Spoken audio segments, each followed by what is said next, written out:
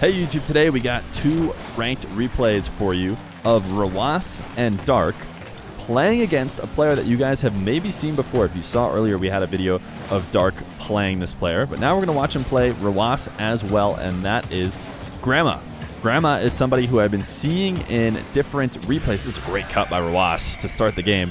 He's somebody that I've been seeing in different replays for a lot of time recently and has been grinding up in the 1v1 scene. So I wanted to maybe highlight him a bit more because he actually uploads all of his replays as well to ballchasing.com. If you guys haven't used ballchasing.com, you should check it out. It is the way that I get the replays that we use for the YouTube channel. Sometimes people give me ones individually, but usually we just use ball chasing.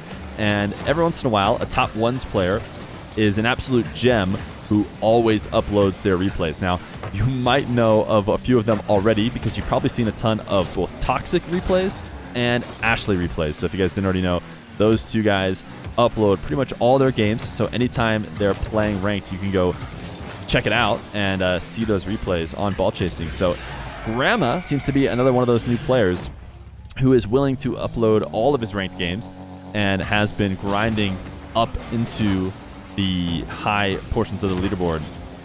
Rw9 is going to go up 3-0 though against him. I keep saying him. It is Grandma.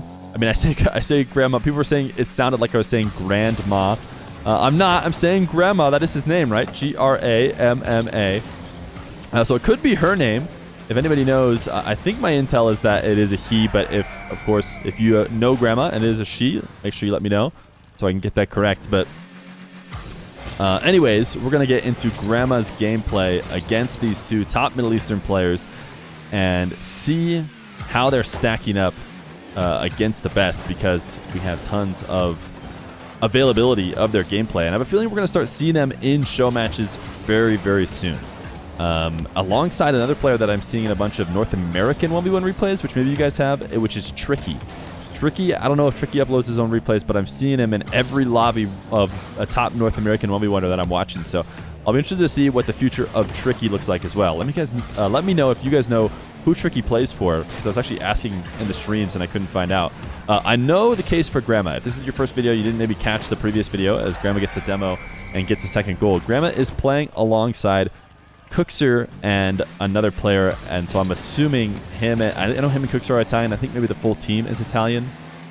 And it's interesting, these new players that the veterans frequently are able to find, and I have a feeling that veterans have a really good knack for spotting talent. So anytime you see a veteran pick up a certain player, I think you should keep your eye out for them. This is a great air dribble bump, but man, he's going up against literally the best air dribble bump counterer in the game. I don't know if anybody can make an argument for anyone else. I have watched Rw9 get around so many air dribble bumps that seem to have set up perfectly. He is just the man when it comes to stopping them. So, you know, Rw9 hopefully doesn't beat himself up too much with the fact that he didn't connect on that one. But as I was saying, I think another top player like Scrubkilla, who's also been looking for guys like Ness, who Ness we've watched a few times on stream. I think he recently got rank 1 and 2s. I saw him tweet about it. I have a feeling Ness is on the rise. People like Rw9 are on the rise. If you want to catch some people who are on the rise, you need to go and see who is getting picked up by these very smart veterans who know who's talented. But anyways, Rw9 down 2 against Rw9. Rw9 is a player who, in recent show match form, has been pushing himself to be just about rank 1. I say rank 1 is a weird way to say it. He's not rank 1 on the leaderboard, but he's high and has been in the conversation. He's definitely S tier. I know a lot of people have been talking at tier levels ever since Johnny Boy did a recent tier list. It's actually becoming more and more expired, of course, as time goes on, because Rw9 in that tier list was A tier. I have a feeling that if you ask Johnny now, he would agree with me in saying that Rw9 is definitely S tier. He was one of the closest to becoming S tier. In fact, I would say a lot of his results recently had even pushed to proving that he was maybe the best, but I think his recent loss to Moxie is probably the biggest thing against him.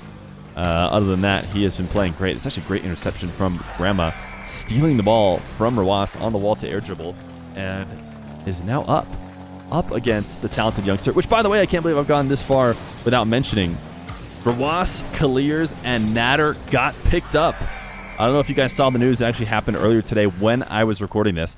Rule 1 the org of Incivic and Sunless Khan have picked up a team, and I think everyone was speculating that they would pick up KRN, and turns out they did. So Rawas, Kaliers, and Natter are all now members of Rw9. A few people have been asking me whether or not I will keep running the team streams, because I don't know if you guys know on the YouTube, because I haven't been putting up as YouTube videos, but I've been running the team streams for day one of KRN, or now Rw9. And the answer to that is I don't know yet. It's a great chip and outplay by Rawas, by the way. The Rw9 people haven't talked to me just yet, but hopefully I still can in some fashion. I don't know if they're going to be running it on their channel or they're willing to still run it on mine, or I'll let you guys know as soon as I know. Either way, I'm super excited for KRN to be picked up by Rw9. I've been saying, you know, much more than I want to run the team streams, I want these guys to be supported by an org because they are one of the best teams in Rocket League right now, and they deserve to be compensated as such. And I have a feeling that we can feel good about Incivic and Sunless Khan treating them right on Rw9. It's a match made in heaven, if you ask me, so I'm very excited for Rw9, Rawas, Kaliers, Natter. That being said, we still have a minute left of this 1v1 against Grandma, and Grandma has the lead. Can Grandma hold off the comeback from Rawas, or will this be the end of the line? Actually, interesting decision to slam that off the back wall. This kind of speed is going to work out for him because he's able to get to the corner boost before Rawas can get there and can hold on to possession, which, you know, it isn't a good scoring opportunity, but that's not what he needs right now. He just needs possession, and Rawas actually did a good job stealing control of the ball after a poor shot attempt from Grandma, and he's going to attack all the way at ceiling heights. Rawas, not normally one to do this in the final moments. He is such a calculated ground player and can break you down when it matters most, but this time he's trusting in his aerial ability, which he always had. We just see it a bit more when he plays 2s and 3s, and then just like that, he loses the kickoff, and Grandma retakes the lead. So he's going to have to do it again in the final 17 seconds if he wants to run away with the ranked points at the end of this game. Grandma wave dashing into the corner after a lost kickoff, but Rawas is going to not have the easiest of times finding a way to get this to a scoring position, and Grandma's just going to elect to slam the ball with the last bit of boost he has, and the boost at the midfield spawns perfectly for him, and it ends up being the reason why he can stay aggressive. I mean, might not have seemed like a big deal, but he doesn't dive all the way in there, and I mean, he's already at 0, so he used up all the 100 that he got right as it spawned. So Grandma is going to take down Rawas in a very close game, was able to get that kickoff in order to guarantee the win against Rawas and not let him get that 0-second or that late second goal to tie it up. But we got another game. It's going to be Grandma again versus Dark in this game number 2, but a different one than the one we watched before. So let's get to it. We are here on Sovereign Heights, and we've got another Dark versus Grandma matchup, and look at that. You know it's Dark because, well, for one, playing under the question mark name, but also the immediate start with a fake kickoff. This time, Grandma has the read, though, has played Dark enough times to know what's coming and just rolls it directly into the net. Now, the argument you can make is that Dark should make it so that's not even possible, even if Grandma does get the read. This is a great dribble from Dark, but ends up dropping it down right where Grandma can make the save.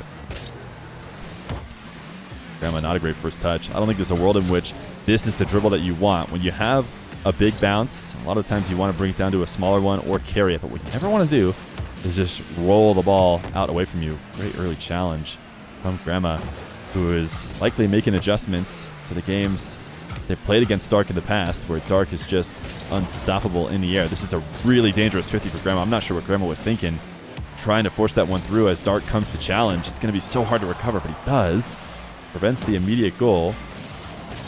Now, the attempt to force this ball through from Dark somehow does not get the corner boost, and it was all about the corner boost in this case. Grandma able to speed to the other half with a 100-0 advantage. Go up 2. Dark faking the kickoff. This time it's going to work out much better. He's able to gain control and actually just turns it in for an immediate flick, even though Grandma resets at 100 after not being able to read the fake kickoff.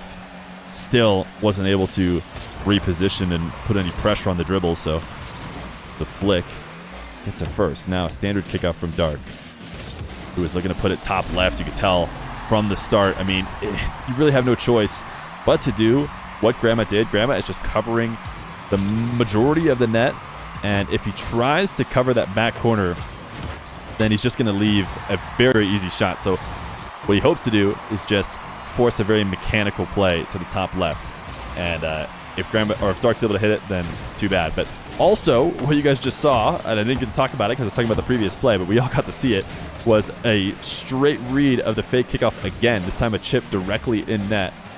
And you could tell this is not the first game these guys have played against each other. The previous Dark versus Grandma game we watched happened, I believe, a day or two before the one we're watching right now, which have all been in recent weeks. Nice air dribble to get Dark up.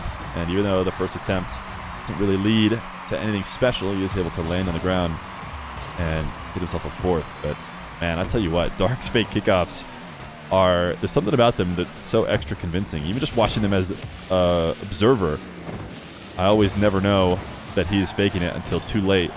I think the way Grandma has been able to make these reads is just guessing. You know, there hasn't been a ton of evidence. I'm sure Grandma could tell you there's maybe a bit of evidence that they're looking for, but for the most part, just a read of how Dark likes to play. Ooh, missed touch.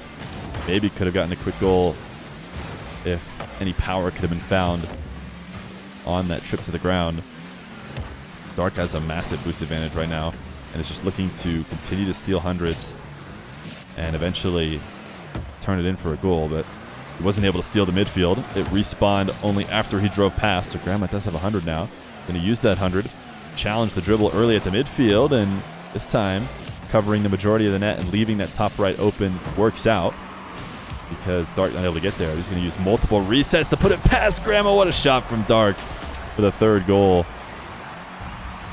The defensive positioning from Grandma hasn't been terrible. Dark's been forced to place perfectly, and at least a couple times he has now.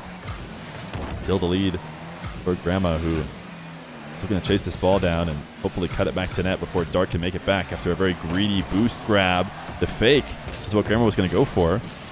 He was hoping that Dark would overreact to the setup and fly to the opposite post, but he stays calm, stays in front of the ball, and stays tied in this game with just under 2 minutes left to go.